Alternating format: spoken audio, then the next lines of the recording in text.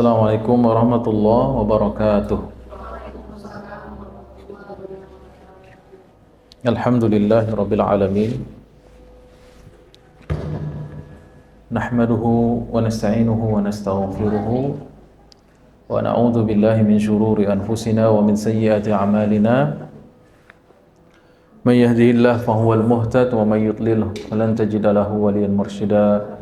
Asyhadu an la ilaha illallah wahdahu la syarika lah wa asyhadu anna Muhammadan 'abduhu wa rasuluh. Allahumma salli wa sallim wa barik ala rasulika wa nabiyyika Muhammad wa ala alihi wa ashabihi ajma'in. Allahumma 'allimna ma yanfa'una wa anfa'na bima 'allamtana wa zidna 'ilman ya rabbal alamin. Allahumma inna nas'aluka ridhaka wal jannata wa na'udzubika min sakhatika wan nar. Rabbi shrah li sadri wa yassir li amri wahlul 'uqdatan min lisani yafqahu qawli, amma ba'du. Bapak Ibu, rekan-rekan, saudara-saudari jamaah pengajian duha rahimakumullah.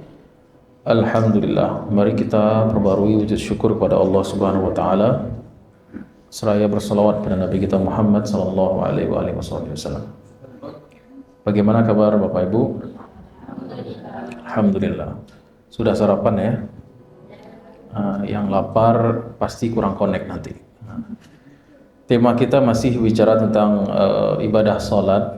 Mudah-mudahan dengan kita mengulang-ulang kaji, maka semakin fasih dan semakin sah dan yakin kita tentang ibadah sholat kita. Rasanya sudah lama saya nggak datang karena bulan lalu itu ada halangan. Jadi bulan ini 2 kali insya Allah, pekan kedua dan pekan keempat insyaallah taala. Terakhir kita membahas mengenai rukun yang kedua dari salat, yaitu rukun fi'li, rukun qauliyah, yaitu rukun qauliyah yang kedua, yaitu membaca suratul Fatihah. Bukan begitu Bapak Ibu? Ya. Baik, untuk sekedar mereview sedikit, mengulang bahwasanya momentum kritis dari salat kita adalah ketika berdiri hendak takbir itu. Nah, ini kita review sedikit, maksudnya ketika kita sudah siap melaksanakan sholat, berdiri, di situ kita dalam rangka berdiri itu sudah menunaikan kewajiban yang disebut dengan qiyam, yang merupakan rukun fi'li. Artinya wajib seseorang berdiri melaksanakan sholat untuk sholat wajib. Untuk sholat sunnah opsional, terserah mau berdiri duduk, namun pahalanya setengah dari sholat yang berdiri. Kalau orang sholat duduk. Baik, kita sekarang bicara sholat fardu ya. Berdiri orang yang mau sholat itu berdiri. Kemudian disitulah dia memantapkan niat. Ya, jangan sholat seperti orang yang tidak berniat. Begitu masuk shaf langsung angkat tangan, takbir gitu ya. Tapi mantapkan niat di dalam hati, kita lagi ngapain, sholat apa, fardu atau sunnah. Kita misalnya seperti kita katakan saya sholat fardu zuhur, cukup seperti itu, saya sholat fardu zuhur gitu. Kalau bahasa Arabnya usolli fardu zuhri gitu. Nah, kemudian kalau dia jamak perlu juga diniatkan. Kalau kondisi normal tidak usah disebut, tidak apa-apa. Tapi kalau dia jamak posisinya dalam safar, maka dia niatkan jamak atau qasar atau jamak qasar ya. Setelah telatnya sebelum salam sholat yang pertama dia harus niatkan jamak. Baik, atau posisinya sebagai imam, ini yang kritis ya. Jadi ketika kita berdiri, berdiri mau sholat, tenangkan diri, mantapkan niat, dan niat itu sekali lagi letaknya di hati, bukan di lisan. Tapi kalau dibantu dengan lisan tidak apa-apa, silahkan saja, opsional. Baik, saya sholat fardu zuhur ya. Mengenai 4 rakaat, menghadap kiblat, semuanya itu tambahan-tambahan saja. Yang penting niat itu adalah kegiatannya apa, fardu atau sunnah, kemudian namanya apa. Sholat fardu zuhur selesai, sholat fardu subuh, udah gitu. Kecuali kita jadi imam, kecuali kita musafir yang qadha dan yang posisinya dia jamak dan qasar. Gitu juga niat penting kalau kita mengqadha, akan membedakan mana sholat yang ada, yang asli pada waktunya, atau yang sudah keluar dari waktunya. Baik. Kemudian setelah niat itu mantap di dalam hati, harus langsung disambut dengan takbiratul ihram. Jangan ada jeda di antara niat dan takbiratul ihram. Sekali lagi, jangan ada jeda antara niat yang sudah ada dalam hati kita dengan takbiratul ihram. Jedanya itu bisa ucapan kalam Seperti kita ngobrol sama teman sebelah yang baru datang, sholat dulu deh, Allah, itu ada jeda tuh. Atau jedanya tidak ngobrol tapi buka HP, balas WA dulu, sholat dulu bro, gitu kan. Nah itu ada jeda berarti. Nah kalau ada jeda demikian, menurut mayoritas ulama niatnya tidak sah. Ya, niatnya tidak sah. Jadi jangan ada jeda. Kalau ngobrol pasang niat lagi berarti. Jadi memang itulah yang membedakan antara aktivitas berdiri dengan sholat, atau aktivitas ibadah bukan yang ibadah dan bukan ibadah. Niatnya itu. Karena Nabi SAW bersabda, innamal a'malu binniyat. Sesungguhnya amal itu sah dan batal bergantung ada atau tidaknya niat. Nah, setelah niat itu mantap, tanpa ada jeda langsung takbiratul ihram. Kita sudah bahas itu, ini sekedar mereview ya. Yaitu ucapan Allahu Akbar. Ya, dengan bacaan yang fasih. Fasih ini maknanya sesuai dengan kaidah.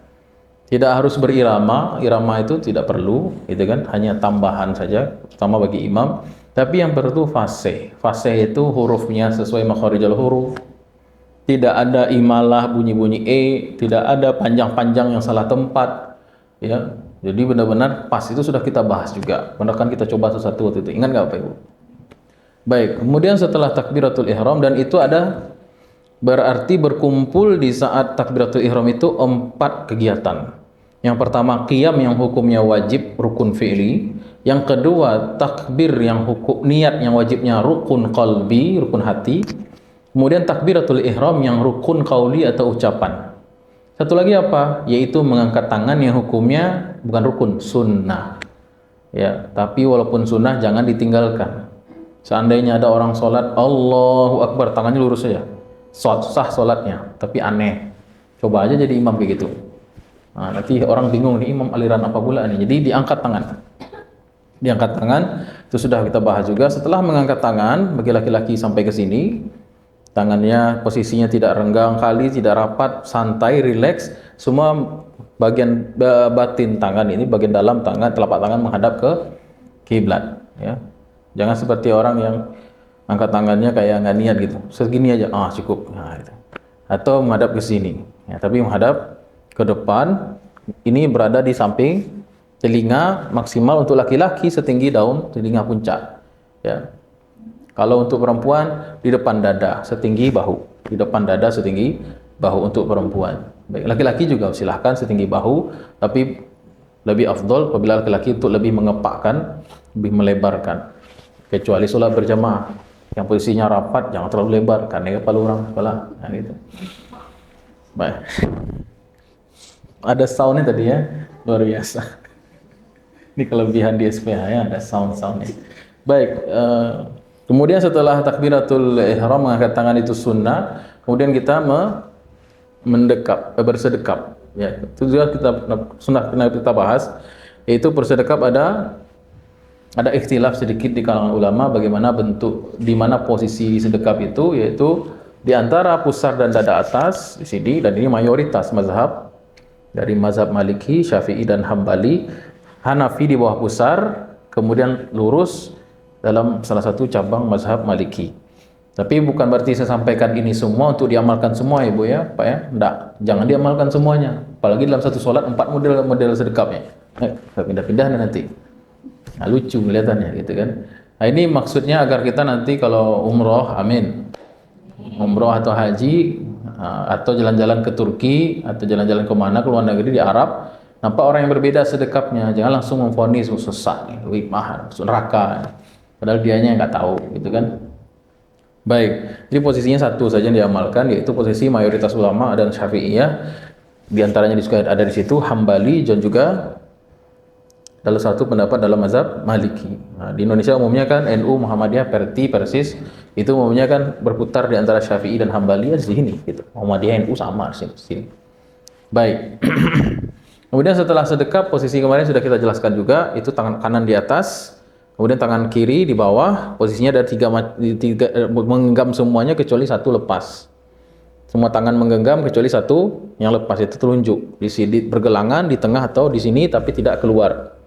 Ya, jangan posisinya seperti ini, atau jangan terlalu irit juga di sini, gitu kan, aneh, gitu kan, jadi sini. Baik, setelah sedekap kemudian hening sejenak, tenang dulu. Jadi sholat ini memang bukan buru-buru ya. Sholat ini jangan lakukan terburu-buru. Usahakan posisi kita senyaman mungkin. Ya, pandangan di depan, ya, kondisi suara-suara. Kalau bisa memang ada ruangan khusus, tempat khusus seperti masjid, musola atau pojok tertentu di rumah yang memang di situ tidak menarik perhatian kita, terdistrak karena kelihatan yang lain atau terdengar hal yang lain. Baik, kalau masak matiin kompor dulu, ya sambil menggoreng ikan kok Allahu Akbar tekanan gitu kan. Nah, jadi atau sedang mengungkap daging gitu kan, mati semuanya. Baik, kemudian tenang, setelah takbiratul ihram tenang, kemudian baru membaca doa istiftah. Kan itu sudah kita bahas juga. Doa istiftah banyak riwayatnya, silahkan pilih yang mana saja, yang penting faham. Allahumma ba'id silahkan. Ini wajah tu juga monggo. Tapi yang penting adalah faham apa yang dibaca. Itu sudah kita jelaskan juga kemarin. Kemudian setelah itu suratul Fatihah. Nah, sebelum baca suratul Fatihah, kita baca apa kemarin? Ta'awuz. Dianjurkan membaca a'udzubillahi minasyaitonirrajim sebelum memulai baca Al-Fatihah. Dan membaca ta'awuz ini memang dianjurkan sebelum membaca Al-Quran. Cuman bedanya kalau di luar sholat bebas, kapan saja boleh baca ta'awuz, tapi dalam sholat hanya sekali saja, yaitu setelah membaca doa istiftah. Rakaat kedua baca ta'awuz lagi, tidak perlu, sekali saja. Jadi a'udzubillahi minasyaitonirrajim dibaca sir, jangan dibaca keras, apalagi jadi imam. Allahu Akbar. A'udzubillahi minasyaitonirrajim. Aneh. Ya, pernah kejadian kayak gitu? Ada yang pernah? Saya pernah waktu di pesantren lagi. Ya. Jadi ada santri yang jadi imam, jarang-jarang jadi imam, pas jadi imam langsung jaharnya auzubillah. Nah, habis itu kena bully gitu kan. Nah, jadi tidak boleh seperti itu. Baik. Jadi ta'awuz dalam sholat itu sir saja. Baik imam, makmun, sholat sendiri, atau sholat berjamaah. Baik, setelah ta'awuz apa lagi? Baru membaca suratul Fatihah. Di sini masyhur ada tiga pendapat ulama mengenai Fatihah. Apakah basmalah termasuk suratul Fatihah atau tidak? Kan berangkatnya dari situ. Ada tiga pendapat ulama. Hanafi dan Maliki umumnya mereka berpendapat basmalah tidak termasuk Al-Fatihah. Dimulai dari Al-Fatihah dari mana? Alhamdulillahirabbil alamin. Makanya kalau ada imam yang langsung Alhamdulillahirabbil alamin langsung, berarti kemungkinan satu dia bermazhab Maliki atau Hanafi. Baik, pendapat Syafi'i basmalah termasuk suratul Fatihah. Dan mazhab Hambali juga termasuk basmalah. Jadi sini ada kubu Maliki, Hanafi, basmalah termasuk Al-Fatihah. Syafi'i, Hambali, basmalah termasuk suratul Fatihah. Maka basmalah kalau dianggap kita bermazhab ini, maka wajib baca basmalah. Baca basmalah. Cuman Syafi'i dan Hambali ini bercabang pula. Basmalah itu kata Syafi'i termasuk Fatihah dan Nabi menjaharkan. Nah itu. Kalau Hambali tidak, basmalah itu tidak termasuk Al-Fatihah, ya, tetapi Nabi mensirkan. Nah, berarti dari kelompok semua ini kita melihat ada tiga fenomena imam. Kalau kita ke luar negeri misalnya ada imam langsung Alhamdulillahirabbil alamin. Bismillahnya tidak ada sama sekali, walaupun sir tidak ada pula. Berarti dia Hanafi atau Maliki. Kalau kemudian dia baca Allahu Akbar, kemudian dia baca istiftah, kemudian langsung basmalahnya ada tapi sir Bismillahirrahmanirrahim. Gitu kan. Kemudian baru dibaca Alhamdulillahirabbil alamin, itu Hambali. Nah, dan ini yang diambil oleh Persis dan Muhammadiyah di Sumatera Barat, di Indonesia. Sebenarnya Muhammadiyah itu ada dua pendapat, tapi yang populer yang itu. Ya Andre, mana Andre? Yang populer sir kan basmalahnya kan. Padahal di Muhammadiyah itu ada dua pendapat sebenarnya. Pendapat yang kedua yang opsional dari Muhammadiyah itu juga basmalahnya jahar. Jadi kalau ada imam baca basmalah jahar, itu belum tentu dia tidak Muhammadiyah. Bisa juga Muhammadiyah tapi pendapat yang kedua. Kemudian kalau Syafi'i, ya di sini diambil oleh Perti sama Wasliyah di Sumatera, kemudian NU kebanyakan di Jawa atau di sini juga ada. Itu basmalahnya pasti jahar itu. Mau sholat apapun kalau berjamaah pasti jahar. Itu Syafi'i sekali gitu ya. Syafi'i tulen. Baik. Yang penting di sini kita tahu perbedaan ini bukan untuk diamalkan berganti-gantian, tetapi untuk kita tahu ada perbedaan seperti itu, dan itu rahmat Allah. Itu pintu kita untuk saling mengenal dan toleransi. Ya, yang basmalah jahar oke, yang tidak jahar pun silahkan. Yang salah itu yang nggak sholat. Nah itu. Baik. Karena masih ada loh di masjid-masjid itu jamaah-jamaah yang masih mempersoalkan sebagian. Ya, saya sebut aja ya, di antara masjid-masjid Muhammadiyah di Padang ini ada yang blacklist ustadz di Masjid Muhammadiyah. Ada ustadz yang dia asli orang Muhammadiyah juga, cuman dia baca basmalah jahar langsung dikeluarkan itu. Iya, diprotes, langsung di blacklist dia. Nah, contohnya, saya misalnya pernah tidak mensirkan basmalah, saya diam aja sholat subuh waktu itu. Allahu Akbar, langsung saya baca Alhamdulillahi Rabbil Alamin. Selesai sholat, ada jemaah yang ngomong, Ustaz tuh tidak pakai basmalah, tidak sah sholatnya. Aduh juga lah tahun 2025 kayaknya masih ada yang berpikir kayak gitu. Ya masihlah terbelakang lah saya katakan. Jadi kita gunanya belajar fikih perbandingan ini supaya kita toleransi. Baik. Kemudian kemarin kita juga bahas juga suratul Fatihah, syarat-syarat sah dikatakan Fatihah yang sah itu bagaimana, sudah kita bahas. Sekarang berarti lanjut, setelah membaca suratul Fatihah dianjurkan untuk takmin alias membaca amin. Ya, amin ini cara bacanya adalah alifnya dipanjangkan, mimnya juga dipanjangkan. Jadi amin minimal 2 harokat cukup. Amin. Ini kalau bisa panjang silahkan. Dijaharkan menurut pendapat mayoritas, kecuali mazhab Abu Hanifah yang mensirkan aminnya. Ya, jadi kalau jalan-jalan ke Pakistan, India, Bangladesh, ke Turki atau ke Cina, nampak masjid berjamaah tidak ada baca aminnya, amin berjalannya jamaah nih. Kata imam, ghairil maghdubi alaihim waladdallin. Anak seorang diam. Oh, berarti dia adalah mazhab Hanafi. Tapi selain Hanafi semuanya dijaharkan aminnya. Amin. Apalagi di Indonesia. Apalagi siapa yang ada apa yang belakang anak-anak tuh. Oh, terkaji. Kalau selesai waladdallin nyala amin gitu kan. Baik, itulah anak-anak kecil. Ya, kalau anak kecil tidak heran, kalau bapaknya kayak gitu baru heran saya. Baik. Kemudian setelah apa fadilahnya kita baca amin setelah selesai Fatihah di dalam solat maupun di luar solat ya, Pak Ibu ya. Fadilahnya luar biasa, yaitu diampunkan dosa-dosa kita yang kecil-kecil, tapi seluruh dosa kecil diampunkan. Man wafaqa ta'minuhu ta'minal malaikah ghafara lahu ma taqaddama min zambi. Siapa yang aminnya berbarengan dengan amin malaikat itu pasca bacaan Fatihah, maka diampuni dosa yang berlalu, dosa kecil maksudnya. Baik. Kemudian setelah selesai membaca suratul Fatihah, ya dijeda dulu. Nah, khusus untuk posisinya sebagai imam, di situ sangat dianjurkan untuk memberi jeda yang agak panjang. Kasih jeda yang agak panjang. Kenapa begitu? Karena makmum itu dalam mazhab Syafi'i terutama ya, Bu ya. Saya sampaikan mazhab Syafi'i karena memang banyak Indonesia ini rujukan ulamanya Syafi'iyah gitu ya. Ya, jadi dalam mazhab Syafi'i qiraatul Fatihah itu wajib, rukun dalam semua kondisi. Ini lagi ya. Kalau mazhab Syafi'i dalam urusan salat ini memang agak ketat sekali gitu. Dalam masalah taharah juga. Jadi dalam mazhab Syafi'i orang itu wajib membaca suratul Fatihah mutlak dalam semua kondisi kecuali satu, apabila dia masbuk. Masbuk yang tidak buru lagi untuk baca Fatihah, maka dia langsung ikut imam. Fatihahnya ditanggung oleh imam. Tapi semua kondisi, baik sholat sendiri, sholat berjamaah, sholat jahar atau sholat sir, terdengar atau tidak bacaan imam, semua kondisi kecuali masbuk tadi wajib baca suratul Fatihah. Cuman kewajiban membaca suratul Fatihah di belakang imam pada sholat jahar, maghrib, isya dan subuh ini dilakukan bisanya setelah imam selesai baca Fatihah. Jangan sekali-kali kita berjamaah di sholat jahar, maghrib, isya, subuh, kita langsung Allahu Akbar, takbir, kemudian baca Fatihah sendiri dulu. Jangan. Karena kita ada kewajiban untuk menyimak bacaan imam, Fatihahnya imam. Kena kepada pemahaman umum ayat wa iza quri'al Qur'an fastami'u lahu wa ansitu la'alakum turhamun.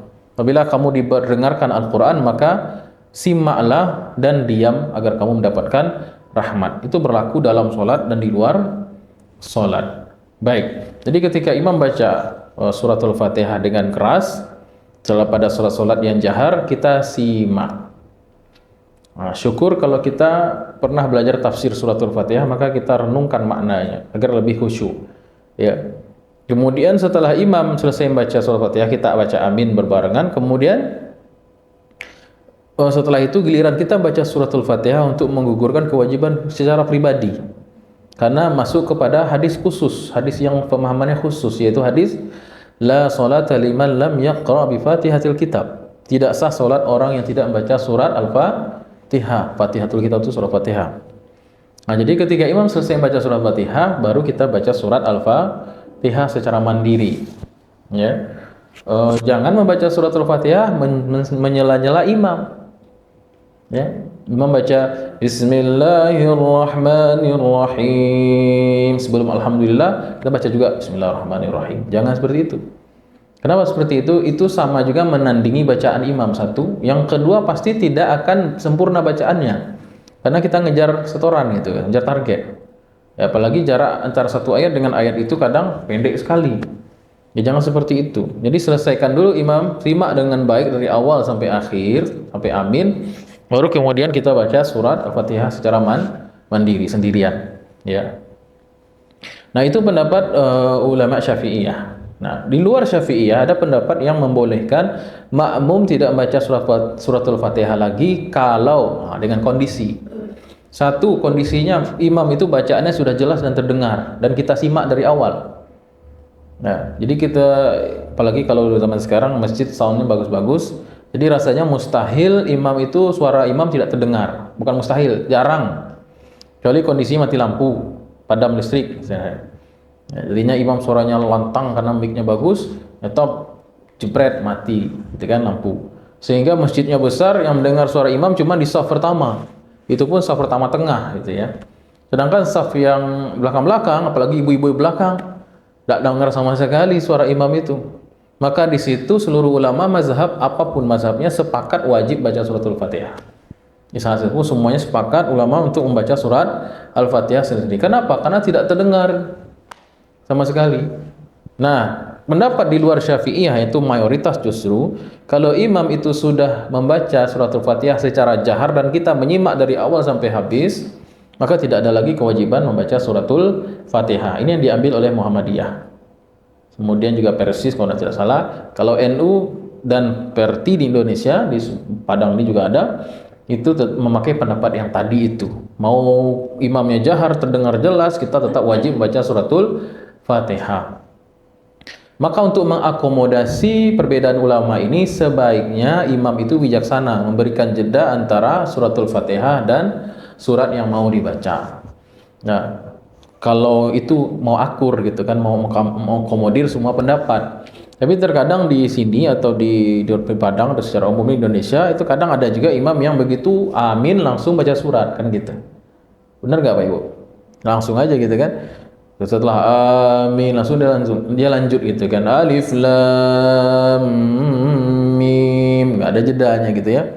Terus gimana sikap kita? Tetap baca suratul Fatihah.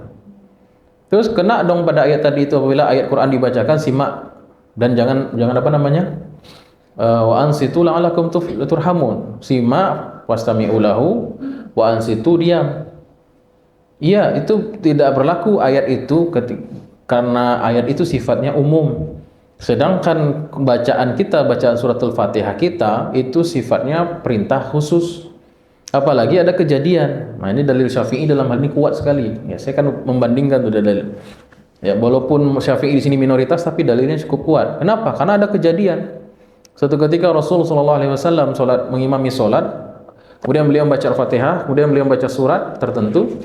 Kemudian di belakang ada jamaah yang membaca Al-Fatihah dan surat tertentu lagi, sehingga dia tidak menyimak sama sekali bacaan Nabi. Selesai sholat, Nabi balik punggung ke belakang nanya, siapa tadi yang menandingi bacaanku? Siapa tadi yang menandingi bacaanku, kata Nabi.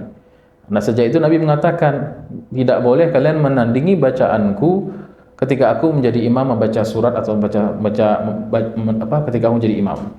Kecuali Al-Fatihah, kata beliau. Nah, kalimat kecuali Al-Fatihah itulah yang menjadi indikasi wajibnya tetap makmum membaca surah Fatihah di belakang imam walaupun sudah mendengar bacaan imam, dan itu tidak termasuk menandingi bacaan Nabi. Nah, makanya dalil itu ada yang umum, ada yang khusus. Dalil menyimak dan diam ketika Quran diperdengarkan itu sifatnya umum, sedangkan hadis yang menerangkan bahwasanya membaca Al-Fatihah itu menjadi rukun dalam solat dan tidak sah serakaat orang yang tidak baca surah Fatihah, itu dalil yang khusus mengalahkan dalil umum. Makanya di sini dalilnya Syafi'iyah itu begitu kuat, ya, susah dikalahkan oleh pendapat-pendapat yang lain. Tapi kalau ada orang yang tidak baca Fatihah, berarti dia pemakai mayoritas ulama, tidak apa-apa juga. Kalau Ustaz pilih mana, Ustaz? Saya pilih baca Fatihah, jaga-jaga saja. Tapi kalau tidak terkejar lagi, misalnya imamnya bacaannya pendek, inna a'tainakal kautsar, itu pun kilat. Fasholli li rabbika wanhar inna syani'aka huwal abtar. Allahu akbar. Kita baru Maliki Yaumiddin. Ya, bisa dua opsi sebenarnya di situ. Yang pertama kita selesaikan selama tidak ketinggalan dua rukun, atau kita langsung ruku saja karena imam kilat, kan begitu. Imamnya cepat, gitu ya. Itu langsung ruku. Kenapa? Karena mengikuti imam juga kewajiban sebagai makmum. Apabila kita melewati sampai 3 gerakan rukun, maka tidak sah solat kita, tidak sah berjamaah dan tidak sah solat kita, karena itu termasuk tidak mengikuti imam. Mari pernah kita bahas ya. Imam itu kan mengikuti imam itu kan wajib dengan 3 kriteria. Tidak mendahului, tidak bersamaan, dan tidak ketinggalan. Tidak mendahului jelas itu. Tidak bersamaan ini yang banyak nih. Tidak ketinggalan ini maksudnya sampai ketinggalan 3 rukun fi'li. Yang membersamai ini yang paling banyak. Ya, Nabi kan bersabda, "Ju'ilal imam liyu'tamma bi." Imam itu dijadikan untuk diikuti. Nah, mengikuti imam itu gimana? Tidak mendahului. Ya kan? Imam belum ruku, dia udah ruku. Biasanya anak-anak sih, bocah sih gitu kan. Yang kedua, tidak ketinggalan, yaitu maksimal 3 gerakan. Imam udah sujud, kita masih aja berdiri, itu udah batal sholatnya. Ya. Kemudian yang kedua ini yang paling banyak, yang ketiga ini paling banyak, apa itu? Membersamai, tidak membersamai. Yang membersamai itu gimana sih? Imam belum di posisi tujuan, kita udah bergerak. Nah itu tuh. Imam belum di posisi tujuan, kita sudah bergerak menuju tujuan gerakan itu. Contohnya imam mau sujud dari berdiri ini, Bu ya, dari i'tidal, sami Allahu liman hamidah. Kemudian kita mau sujud kan? Imam mau sujud nih. Allah kan dianjurkan dalam mazhab Syafi'i, mana kitab Al-Azkar disebutkan oleh Imam Nawawi, untuk memperpanjang takbirnya itu karena panjang perjalanannya. Allahu akbar, sujud. Imam belum sujud lagi, masih Allah. Kita udah sujud juga. Nah, itu membersamai nama itu. Membersamai itu menyebabkan apa? Tidak sah solat, bahkan tidak sah solat. Ya, ngeri ya. Ya. Ada kejadian ini terjadi di zaman sahabat. Ada tabi'in mungkin atau siapa orang solat kelihatan sama Ibnu Mas'ud, dan terlihat kejadiannya juga oleh Umar bin Khattab. Ya. Ma sholaita wahdaka wala bil imamim iqtadaita. Kau tidak salat sendirian dan kau juga tidak salat bareng bersama imam. Kau salatmu ini, yaitu orang yang membersamai imam tadi itu, dikatakan ma sholaita wahdak. Engkau ini bukan salat sendiri, tidak juga salat berjamaah. Artinya salatnya tidak sah. Kalau riwayatnya Umar, fadarabahu Umar. Umar memukul orang itu lalu menyuruh orang itu ulangi salatnya. Ya. Jadi kalau kita ada sholat begitu, pukul aja orangnya gitu, enggak. Ya, jadi jangan sampai. Jadi amannya bagaimana? Amannya tuh imam sudah di posisi, baru kita bergerak. Nah, imam sudah di posisi, baru kita bergerak. Nah, atau gampangnya ketika selesai komando, baru kita bergerak. Sami Allahu liman hamidah, habis dah itu baru kita bergerak. Atau Allahu akbar, dah habis bar itu baru kita bergerak. Kadang ada yang buru-buru sekali itu kadang. Nah, ini menyebabkan sholat tidak sah. Nauzubillahi min dzalik. Baik, ada pertanyaan sampai sini? Kalau tidak kita lanjut pembahasan. Ya, itu mengenai hukum membaca suratul Fatihah di belakang imam, ya. Kalau sholat sir ya jelas, kalau sholat sir tidak usah ditanya. Yang jadi ikhtilaf itu kalau sholat berjamaah, jahar, dan bacaan imam kedengaran. Itu yang ada perbedaan pendapat di kalangan ulama. Baik. Suratul Fatihah ini sekali lagi ada stressing saya mau kasih di sini adalah coba pastikan Al-Fatihah kita benar, itu kemarin. Udah lapor belum ke guru atau ustadz yang ahli Quran? Sini ada lulusan Staipik, ya, silahkan, ada imam kita siapa? Hanif ya, Hanif mana Hanif? Lapor ke Pak Hanif. Pak Hanif coba cek Fatihah saya, gitu kan. Yang ibu-ibu ke ustazah ya, jangan ke Pak Hanif. Pak Hanif single.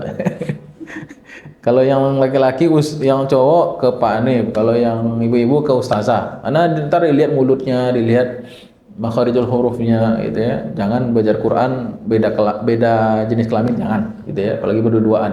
Nanti nggak ngaji Quran namanya nanti. Ya, ngaji yang lain, gitu ya. Baik. Jadi di scan nanti Al-Fatihahnya apakah ada kesalahan yang fatal. Kalau ada kesalahan fatal otomatis sholatnya tidak sah, kan begitu ya.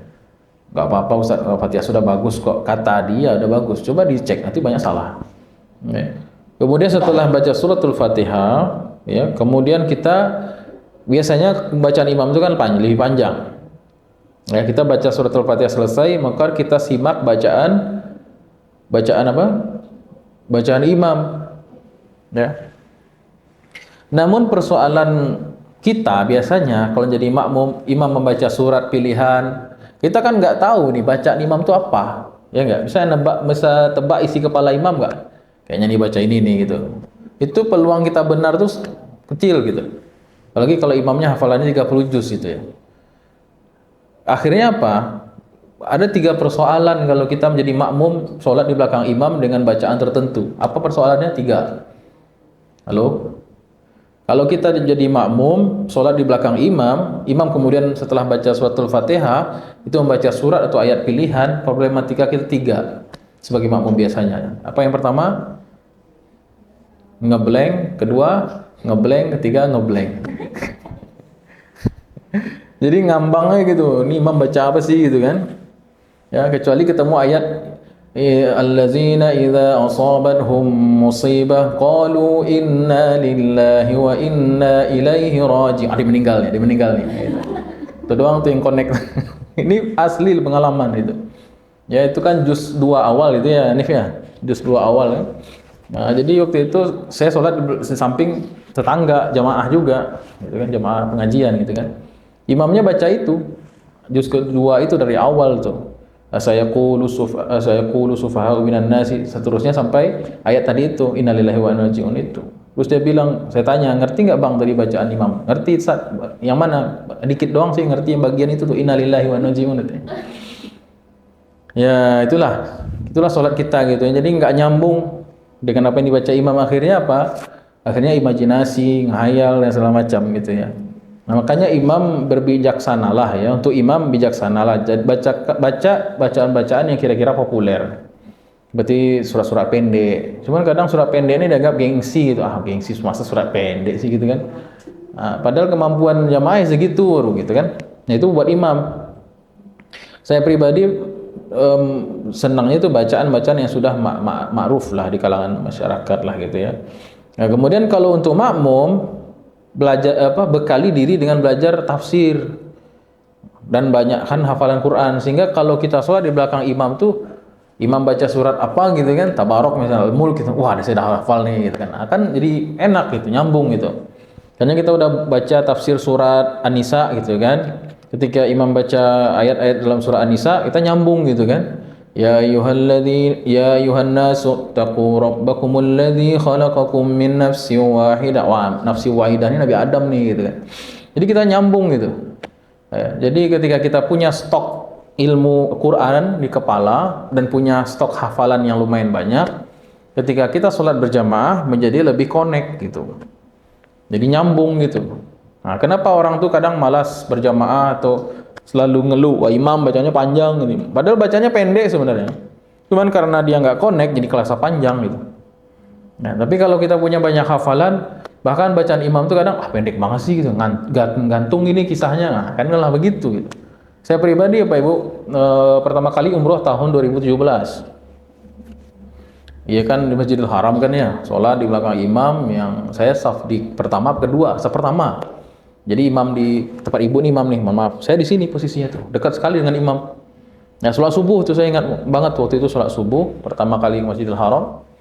Nah, itu kan soundnya mantap, depan Ka'bah lagi kan gitu kan, khusyuk luar biasa gitu kan. Nah, imam itu baca dan saya alhamdulillah gitu kan, alhamdulillah jurusan, emang saya master tafsir Quran gitu kan, magister tafsir Quran. Jadi tahulah gitu ayat yang dibaca maknanya apa, tafsirnya apa. Itu bacaan padahal lumayan panjang loh, ada kali 2 halaman gitu kan. Tapi nyambung aja, enak aja. Kok pendek sekali sih gitu kan. Nah, itu tuh. Malah kita merindukan lagi. Nah, itu yang itu kalau kita punya apa? Khazanah, kita punya simpanan bukan simpanan Quran ya, bukan wanita simpanan. Kita punya tabungan Quran, kita punya pemahaman ilmu yang sebelumnya kita pelajari, maka sholat itu akan menjadi lebih khusyuk. Ya, tapi kalau tidak pernah belajar, tiba-tiba ada bacaan, ya kita nggak nyambung gitu. Saya katakan 3 ngeblank tadi itu. Baik, secara umum ayat apa yang boleh kita baca setelah membaca surat Al-Fatihah? Ya, ayat apa saja. Secara umum itu Allah Ta'ala firman, faqra'u ma tayassara minal Qur'an. Bacalah apa yang mudah kamu akses, yang kamu hafal, yang kamu faham. Itu lebih tepatnya apa yang kamu udah hafal, apa yang kamu faham. Itu yang paling utama dibaca setelah suratul Fatihah. Faqra'u ma tayassara minal Qur'an. Ya. Ada di ayat berikutnya faqra'u ma tayassara minhu, gitu kan. Jadi bacalah apa yang mudah kamu akses. Artinya yang kamu hafal, kan begitu. Jangan kita mau baca surah Ar-Rahman tapi nggak hafal, jangan, gitu kan? Kan nggak apa yang mau dibaca, kan begitu. Yang kedua, yaitu kaidahnya yang kedua adalah yang kita fahami. Karena Allah Ta'ala firman, utlu ma uhiya ilaika minal kitab wa aqimis shalah. Pahami, pelajari Al-Quran itu, lalu tegakkan sholat setelahnya, yaitu setelah kita punya tabungan bacaan Quran. Jadi sebelum sholat itu sebenarnya sering saya sampaikan modal yang paling utama itu adalah Al-Quran. Jadi Quran ini kita kaji mulai dari yang pendek-pendek aja dulu ibu-ibu, apa-apa ya. Juz amma misalnya. Kalau misalnya Pak Ibu hafal juz amma, 1 juz itu kemungkinan besar kalau sholat dimanapun pasti nyambung. Karena kebanyakan imam itu bacanya juz amma. Makanya bisa dikatakan aneh lah kalau kita nggak hafal juz amma sebenarnya. Coba hafal juz amma dari An-Naba sampai An-Nas. Itu berpeluang 75% kita bakal nyambung bacaan imam. Kenapa? Karena banyakkan imam baca juz amma. Di situ-situ aja putarnya.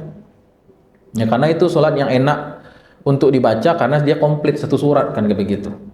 Ya. Malah sebagian ulama itu mengatakan baca surat 1 yang lengkap lebih baik daripada baca surat yang tidak 1 tapi tidak lengkap. Gitu kan?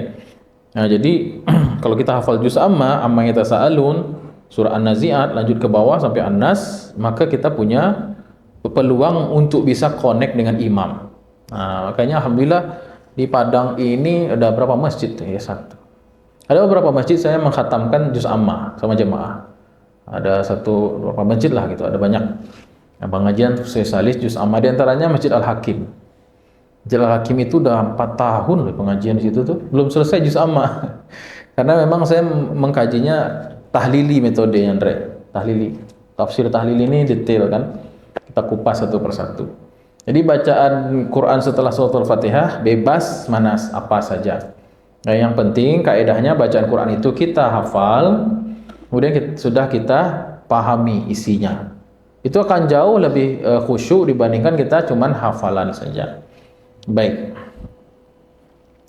Kemudian ada bacaan sholat tertentu yang memang ada riwayatnya Nabi menuntun untuk baca surat ini di sholat ini, untuk baca ini di sholat itu, gitu ya.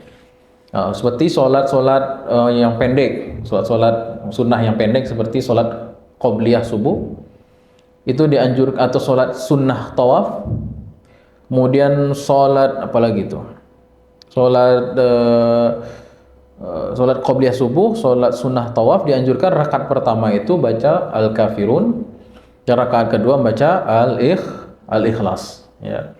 Atau sholat witir dianjurkan 3 rakaat terakhir, rakaat pertama baca Al-A'la, Sabbihisma rabbikal a'la, rakaat kedua baca Al-Kafirun, rakaat ketiga baca surat Al-Ikhlas. Itu memang ada. Kemudian contohnya lagi sholat Id, sholat Jumat dianjurkan rakaat pertama baca Al-A'la, rakaat kedua baca surat apa? Al-Ghasyiyah.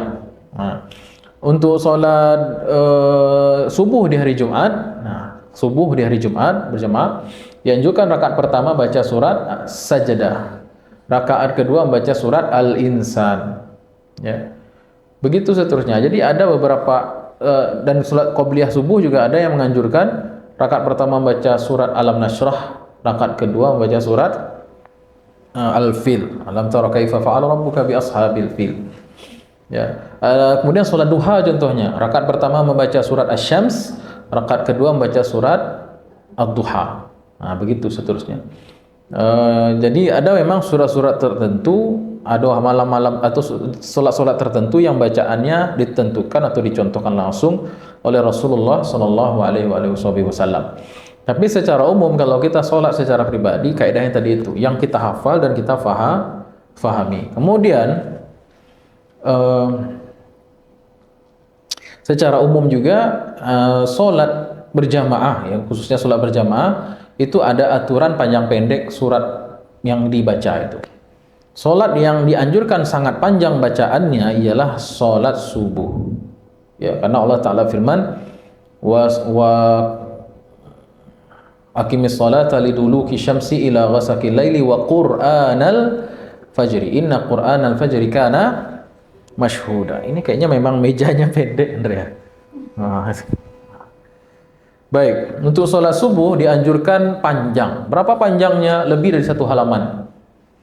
Ya, tapi masih saya temukan di masjid-masjid di masyarakat kita yang sholat subuh baca surah An-Nas, surah Al-Falaq.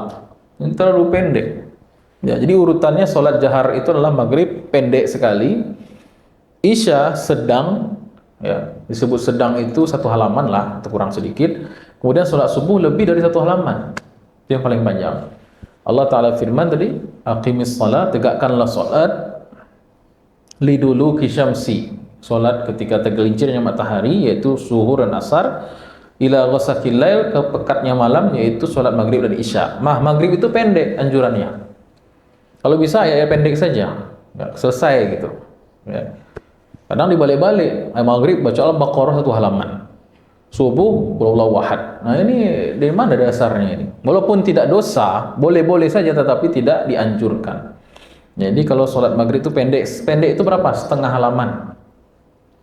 Kalau dalam buku-buku fikih itu seperti surat Ad-Duha. Ad-Duha itu kan setengah halaman pas.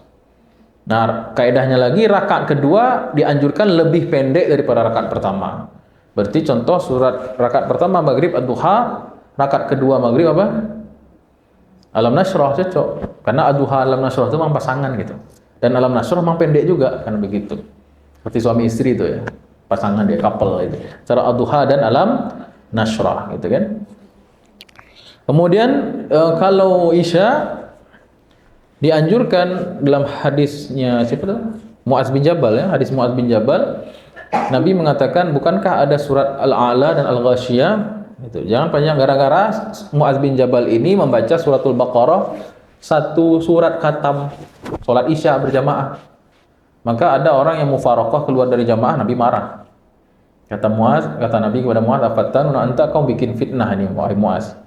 Ya, jadi kalau untuk sholat isya maksimal 1 halaman. Ya, maksimal 1 halaman. Ya. Berarti surat apa? Al-A'la, surat Al-Ghasyiyah. Baik, untuk sholat subuh dianjurkan lebih panjang, yaitu 1 halaman lebih kalau bisa, gitu ya. Nah, kita sebagai jamaah jadi tahu kan Bapak Ibu. Jadi kalau sholat subuh bacaan imam itu panjang, wajar. Jangan protes, misalnya ibu-ibu nih yang protes nih. Tapi bukan ibu-ibu sini ya, ibu-ibu yang di ujung gurun, Gunung Sahara, gitu ya. Jadi kalau bacaan imam itu panjang untuk sholat subuh itu bagus, karena memang Inna Qur'an al-Fajri kana masyhuda, disaksikan oleh para malaikat, mendulang pahala luar biasa kita sholat itu kalau bacaannya panjang. Baik. Kemudian dimakruhkan dalam mazhab Hanafi apabila orang terbalik susunannya. Rakaat pertama baca surat Al-Fajr atau surat Al-Ma'un. Rakaat kedua dibaca surat Al-Baqarah. Nah, ini kan terbalik. Maka itu tidak jadi dimakruhkan dalam sebagian mazhab. Dalam mazhab Syafi'i boleh-boleh saja. Tapi sebaiknya jangan dilakukan. Baik, jadi urutannya harus sesuai dengan urutan mushaf. Baik, ada pertanyaan sampai sini Ibu, Bapak, saudara-saudara?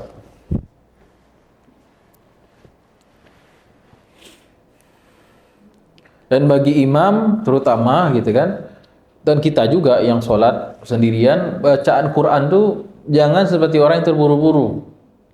Ya, saya masih melihat tuh beberapa tempat tuh imam itu seperti kejar setan bacanya. Jadi makharijul hurufnya nggak dipenuhi, gitu kan, harokat tidak dipenuhi dan lain sebagainya, matnya tanggung dan lain sebagainya. Itu tidak baik karena kalau kita sholat itu kan beribadah dan bermunajat kepada Allah. Jadi nikmatilah per hurufnya itu dibaca dengan tertil. Ya, coba tanya sama orang-orang yang hafal Quran banyak, kemudian bacaannya bagus, sama Hanif nih. Enak gak Hanif kita baca Quran tuh bacaannya panjang? Enak nggak? Enak banget kan ya? Apalagi kalau kita mengerti tafsirnya ya. Nah itu kenikmatan yang jarang orang bisa dapatkan. Jadi ibu-ibu yang suaranya tuh kadang nyanyi bisa, tapi baca Quran yang enak kok nggak bisa. Ngenakan nyanyi enak, ngenakin nyanyi bisa, ngenakin baca Quran bisa nggak? Itu bisa gitu. Jadi belajar kita untuk sabar dan tartil dalam melafalkan Quran, dan kita nikmati per hurufnya itu, dan itu jauh lebih nikmat dalam beribadah. Baik, ada pertanyaan sampai sini? Masalah sholat boleh, masalah waris boleh juga ya. Kok ketawa? Jadi saya nih 2 bulan ini lagi sibuk bikin yayasan waris ya, konsultasi waris, karena memang banyak problem jamaah ini masalah waris. Nah, jadi fikih ibadah juga saya ngajar fikih ibadah sering, dan sekarang juga ngajarin fikih waris dan menerima konsultasi masalah waris. Kantor kita ya, kantor yayasan ada di Aipacah. Di Aipacah, di seberang Baitur Rahmah, seberang Siti Rahmah, belakang SPBU. Nah, jadi Bapak Ibu yang mau konsultasi waris gratis silahkan datang, daripada konflik naik pengadilan, mahal biaya, putus silaturahim, bukan duit haram. Nah, mending kita musyawarah bagi waris. Silakan Bu.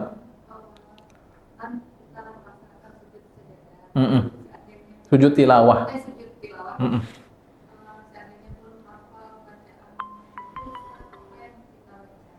Tasbih boleh. Kalau intinya kalau bersujud dan berruku itu kalau tidak tahu bacaan-bacaan khususnya seperti sujud sahwi, sujud tilawah, tidak hafal, tasbih. Karena tasbih itu memang bacaan yang dianjurkan ketika ruku dan sujud, dah hafal. Tapi jangan sampai 20 tahun tasbih terus. Hafalin juga lah Bu ya. Nah, jadi di-upgrade gitu ya. Sama kayak orang ini doa mau makan, kan yang penting bismillah, bismillah ya sampai tua gitu kan. Padahal doa mau makan kan gampang gitu kan. Doa mohon maaf yang udah menikah, doa mau berhubungan kan ada itu. Ah yang penting bismillah lah gitu. Bismillah sampai tua bismillah aja gitu, nggak naik-naik ininya. Doanya nggak tambah-tambah, di-upgrade. Itu sementara tasbih boleh. Boleh aja sih, tapi tambah lagi nanti. Dengan bacaannya sajadtu wajhi lillazi khalaqahu wa syaqqa samahu wa basarahu bihaulihi wa quwwatihi fatabarakallahu ahsanu khaliqin. Jadi gampang, pendek sebenarnya. Kan sekarang bulan Rajab, setiap subuh dan maghrib kan dianjurkan baca istighfarnya Rajab. Itu setelah sholat kita langsung istighfar atau langsung baca Istighfarnya Rajab ini apa sih? Oh gitu, ya ya. Ya itu boleh saja, kapan saja. Bulan Rajab boleh, di luar Rajab juga boleh, bismillah sholat juga boleh. Boleh. Itu termasuk amalannya para ulama, amalan mujarrabah namanya itu. Yang mungkin dasarnya tidak langsung dari Nabi, tapi bukan bid'ah juga gitu kan. Boleh juga diamalkan, apalagi bulan Rajab bulan haram yang fadilahnya besar. Boleh dibaca kapanpun. Kan baca apa? Rabbi firli wali walidayya apa? Ya, wa rabbi firli warhamni wa tub alayya gitu kan. Boleh baca setelah sholat, sebelum sholat, sebelum makan boleh nggak Ustaz? Boleh aja. Ya, yang penting kesungguhan untuk tobatnya kepada Allah itu yang penting. Baik. Saya kira cukup dulu ya Pak Ibu ya. Tidak ada pertanyaan. Bapak ada nanya nih? Pak, mau nanya. Boleh. Misalnya apa Pak? Kan kalau salat sendiri naik 1 derajat pahalanya Pak. Terus? Derajat itu terus kalau jamaah 27 derajat Pak. Kalau apa Pak? Ada kasus misalnya dia sholat nih, sholat zuhur sendiri. Terus ada orang di belakangnya Pak, menepu apanya Pak, pundaknya. Itu harus berjamaah wajib tuh Pak. Terus Pak, kan dia misalnya sholat zuhur nih Pak, Heeh. dia udah masuk sudah lewat 1 rakaat Pak. Hmm. Terus yang nepuk pundaknya ini baru masuk. Ya. Dia ini harus nuntasin 4 rakaat atau 3 rakaat aja. Yang imamnya nih Pak. Gimana yang mana ulang-ulang? Nah misalnya nih Pak, Iya. kan dia sholat zuhur, Iya. udah sendiri nih. Sendiri. Oh ya. Tiba temannya Udah- nepuk pundaknya. minta jadi imam, ya. Ya, tapi imamnya ini udah lewat 1 rakaat Pak. Iya udah terus. Nah, terus imamnya ini harus laksanain 4 rakaat atau 3 rakaat aja Pak? Kan mengimami temannya. Kenapa dia restart juga gitu kan? Diselesain aja kurangnya 3 rakaat. Iya iya iya. Terus temannya nambah 1 rakaat. Iya dong, masa dia 3 rakaat zuhur. Oh, gitu. Ya. Terus bagi yang makmum tapi berjamaah itu masih pahalanya 27 derajat. Dia makmum tapi berjamaah maksudnya? Kan dia salat salat masbuk Pak. Oh masbuk. Ya, tapi berjamaah Pak orang-orangnya tuh pahalanya tetap 27 derajat atau kurang. Kan misalnya berjamaah. Oh iya iya iya, paham ya iya iya. Baik. Ya jadi memang jamaah ini pahalanya berkisar 25 sampai 27 derajat kan begitu. Seiring bertambah pahalanya kalau semakin khusyuk dan ikhlas atau di tempat-tempat yang istimewa seperti Masjidil Haram. Itu mengenai pahala ini masalah gaib, tapi memang ada berita berlipat ganda pahala dengan berbagai kondisi seperti itu ya. Ya misalnya dia masbuk, apakah sama pahala orang jangankan masbuk ya, orang yang datang ke masjid musola, orang udah dengan niat melaksanakan sholat berjamaah, orang udah bubar nih, dia baru datang, dapat dia pahala jamaah. Jangankan masbuk. Cuman pertanyaannya apakah sama pahalanya dengan orang yang dari takbiratul ihram ikut imam? Tentu tidak sama gitu. Ya, tentu tidak sama. Ya, tapi kalau ditanya apakah dapat pahala berjamaah, dapat. Bahkan yang orang udah bubar 20 menit yang lalu dia datang dengan sangkaan husnuzon ini masih ada jamaah, jadi dapat insyaallah. Tapi jangan dibiasain ya gitu. Terus Ustaz, Apa lagi? misalnya kan setiap masuk kelas Ustaz, Masuk apa? masuk kelas misalnya ada guru yang mengajar, Aha. terus murid yang terlambat nih masuk aja Ustaz, Aha. dimarahin sama gurunya kenapa kamu nggak baca salam gitu. Aha, terus? Nah, kalau kasusnya seperti kan Ustaz ceramah tadi itu, Hmm. saya terlambat datang, Ya. saya baca assalamualaikum, itu etikanya bagus apa enggak Ustaz? Kalau membaca salam ini kan sunnah bagi yang sendiri kepada jamaah. Jadi ketika Anda masuk tadi itu memang nggak apa-apa baca assalamualaikum. Oh, enggak apa. Nggak apa-apa, dianjurkan juga. Tapi lihat kondisi juga gitu kan ya.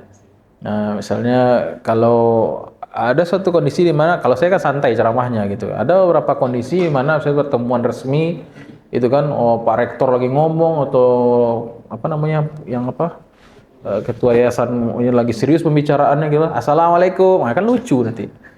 Jadi lihat kondisi juga gitu ya. Intinya yang memberikan salam itu yang sedikit kepada yang banyak, yang berjalan kepada yang duduk, jangan dibalik. Kan nggak mungkin Anda datang, kami semua assalamualaikum gitu kan, nggak mungkin. Gitu. Nah itu kondisinya. Baik, mungkin cukup dulu ya Pak Ibu ya. Maaf bila salah kurang atau kata-kata yang kurang pas. Subhanakallahumma rabbana bihamdika astaghfiruka wa atubu ilaik. Assalamualaikum warahmatullahi wabarakatuh. Belum selesai. Assalamualaikum warahmatullahi wabarakatuh.